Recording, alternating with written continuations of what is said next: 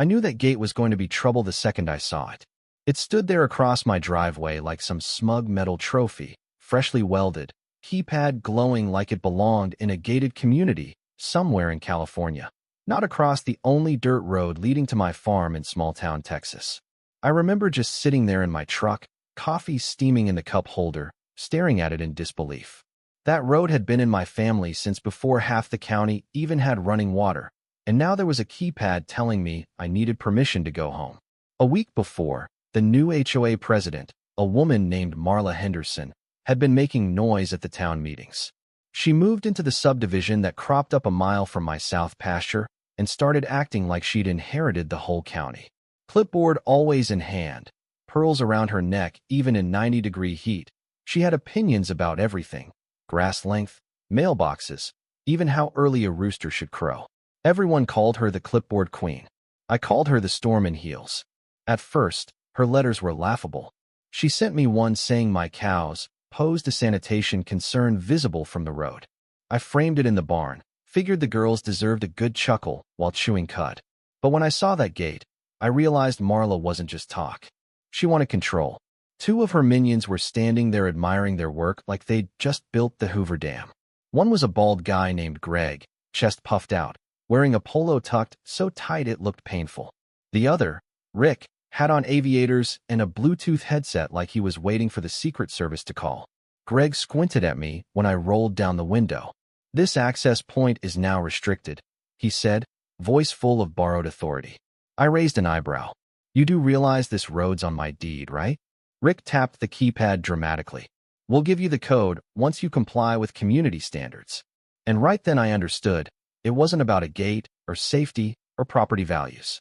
It was about power. About getting the farmer to bow to the HOA crown. Marla appeared from behind a shrub like she'd been waiting for her villain entrance. "We've had complaints," she said smoothly. "Chemical smells. Machinery noise. You can't just live like it's the Wild West out here."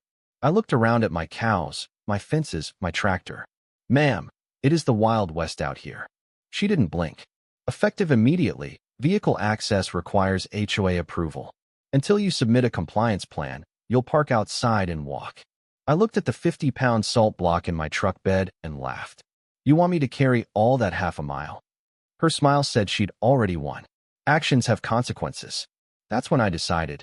If she wanted a battle, she was going to get one. But I wasn't going to yell or lose my cool. Anger makes you sloppy. I'd fight this smart. I called my buddy Sheriff Dale, who's been around long enough to recognize HOA nonsense from a mile away. When he pulled up and saw that gate, he sighed. "What did they do now?" "They welded a gate on my road," I said. He shook his head, pulled out his pad. "You want me to make them remove it?" "Not yet," I told him. "Just document it. They love gates. Let them keep this one for now." While the sheriff was talking to Marla's crew about permits they didn't have, I kept quiet, taking pictures. You could practically see the panic on their faces when he asked for paperwork. They scrambled like pigeons. "We're protecting property values." Greg barked. "You can't let him bring diseased animals through here." Dale rubbed his temples.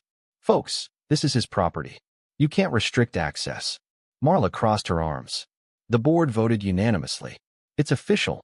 That line stuck in my head. Voted unanimously. Like that somehow made theft legal. When they finally stormed off, I walked up to the gate and ran a hand along the steel. Brand new, fancy hinges, powder-coated paint. Probably cost them thousands from HOA dues. I smiled. They wanted control? Fine. They were about to see what real control looked like. That afternoon, I walked into the barn and looked at my bulldozer. Big, yellow, loyal. It had rebuilt the barn roof after a tornado. It had dug my pond. And now it sat there like a dragon waiting to breathe diesel fire. I had a plan, poetic, legal, and loud enough to make a point. I called my lawyer, Eddie, who laughed so hard he nearly dropped his phone. "Just make sure the sheriff's there," he said. "And take photos, lots of them." Already done. By sunset, a small crowd of neighbors had gathered. Out here, news travels faster than Wi-Fi. Everyone hated the HOA, so the idea of watching their gate meet a bulldozer was basically free entertainment. The next morning, I was in the driver's seat, engine rumbling, sunglasses on. The sheriff pulled up, and right behind him, Marla's convoy arrived. 3 SUVs, shiny and overconfident. Marla stepped out first, phone already recording. "What do you think you're doing?" she shouted. I waved casually. "Maintenance on my access road." "That is not maintenance," she snapped. "The sheriff can confirm, it's my land. Always has been." Dale nodded. "He's right, ma'am." Marla's face tightened. "We aren't removing this gate." "That's fine," I said, grinning. "I'll do it for you." "You destroy HOA property. That's a felony," she hissed. "Installing a structure on someone else's land without permission is also a felony," Dale replied. Her phone wavered. For the first time, she looked unsure. I leaned forward on the dozer controls. "Relax. I'm not touching your gate." I pointed to the field. "I'm just building myself a new road around your toy." The look on their faces, worth framing. "You can't build a road," Greg blurted. "I can build 17, I said. "It's my dirt." The sheriff shrugged. "No law against it." So I started digging. The blade bit into the earth with a sound that made every HOA member flinch. My neighbors cheered. One guy even sold popcorn. And with each pass, I wasn't just moving dirt. I was erasing their illusion of power. By the time the sun hit noon, I had carved a perfect lane across my pasture. The sheriff inspected it and nodded. "Nice grade. You used to do construction?" "Built more than they've ever managed," I said. Marla stomped her foot. "We'll sue you." "For what?" "Using my own land." "We'll find something," she snapped. "Good luck," I said. That night, I got their next move, a certified letter taped to my mailbox. It accused me of environmental disturbance and creating an unauthorized highway. I laughed so hard I nearly dropped it in the trough. Then came the line that really got me. "All HOA members have voted to restrict your access permanently." Access. That word again. They just didn't get it. You can't restrict access to land you don't own. The next morning, the sheriff called. "You might want to come down to the road," he said. They doubled down. He wasn't kidding. The gate was reinforced, extra steel plates, fresh welds, even a couple of private security guards. Marla pointed at me like she was leading a witch trial. "There he is, the trespasser." I laughed.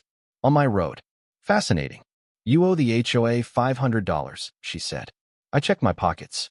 Damn. Must have left my wallet in my other piece of sovereign land. The sheriff warned the security guys not to touch me. Marla smiled smugly. "We've appealed to the county. Until it's resolved, we're enforcing the rules."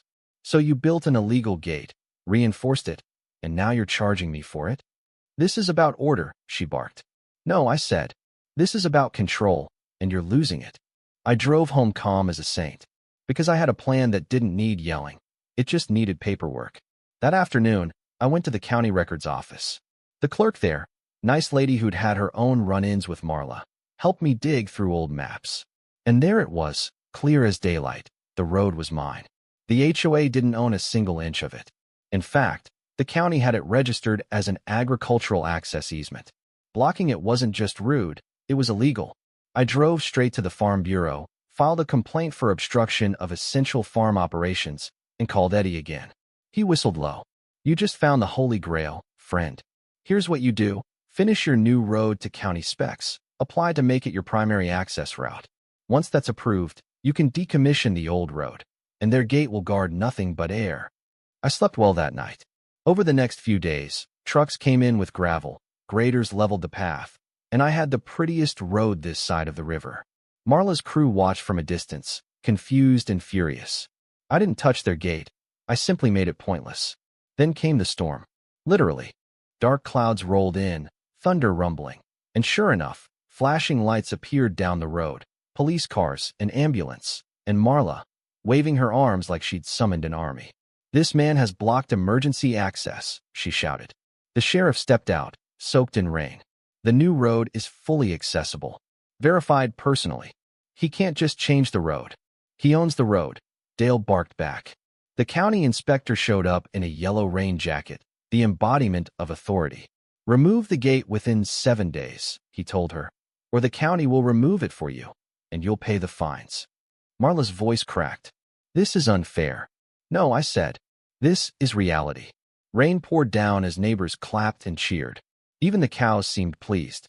But Marla wasn't done. The next morning, 3 HOA SUVs crept down the new gravel road. I'd already posted a sign, "Private access road, county approved." Marla stomped out, binder clutched like a shield. "We're filing an injunction." This road threatens community safety. You think you're clever, she hissed. I don't think, I said. I know. She handed me another paper. Effective immediately. You are banned from using the original road. I smirked. You might want to save your fines. You'll need that money soon. For what? Greg asked. Legal fees. Repairs. Therapy. Right on cue, the sheriff rolled up again. What's the crisis this time? He's sabotaging community property. Marla screeched. There is no community property here, he sighed. Then came the county inspector, clipboard ready. Surprise inspection, he said. The gate's still here?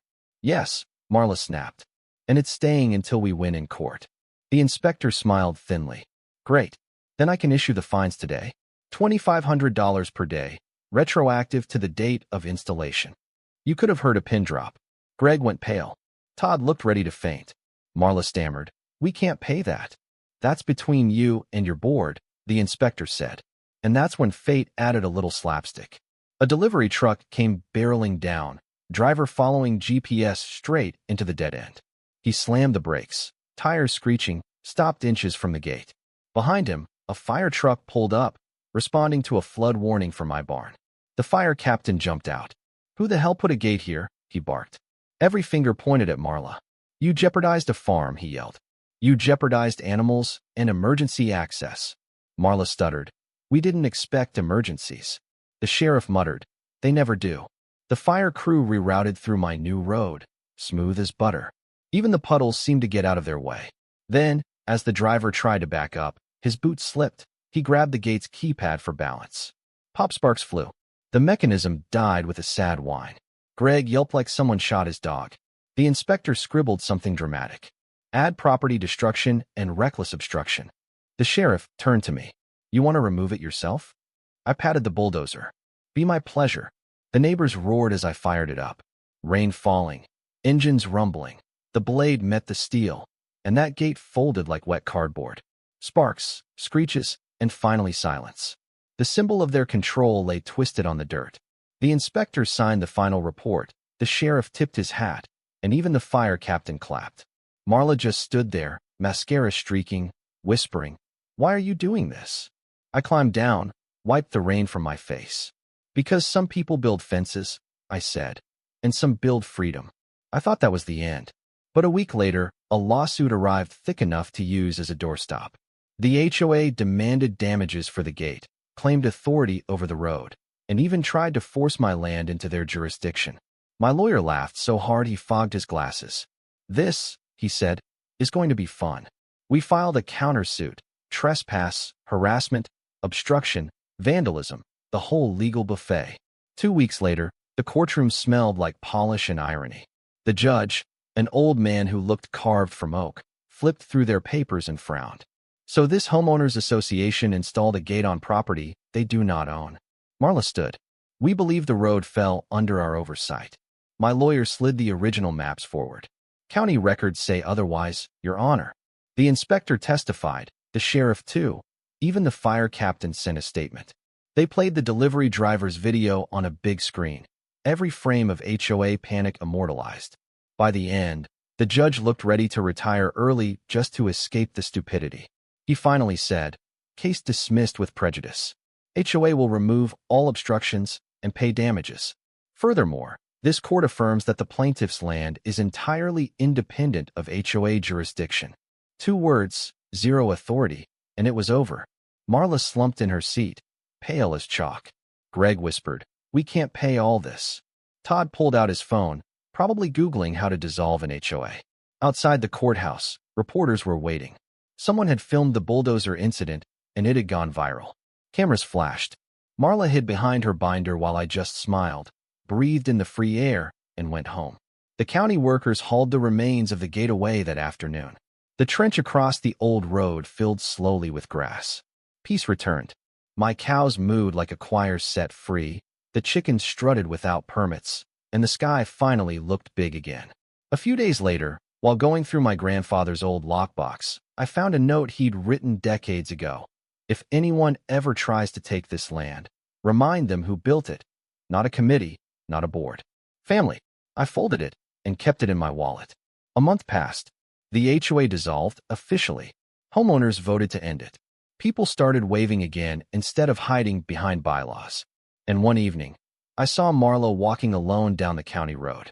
No SUVs, no entourage. She stopped at the new gravel entrance. I thought I was improving things, she said quietly. Maybe you did, I said. Just not the way you expected. She nodded once, turned, and kept walking. That night, we had a little cookout. Neighbors brought food. Kids ran around. Laughter echoed off the hills. Someone raised a jar of sweet tea and said, "Here's to freedom from nonsense." Everyone cheered. As the sun went down, I walked to the old road. The trench still cut across it, grass growing tall, no gate, no chains, nothing but peace. And I remember thinking, some people build walls to keep others out. Some build roads to move forward. Me? Sometimes, you just need a bulldozer to remind folks where the property line really is. So what do you think? Was I right to stand my ground? Or should I have let the HOA have their way? Drop your thoughts in the comments. I'd love to hear where you stand on freedom, property, and a good old-fashioned dose of common sense.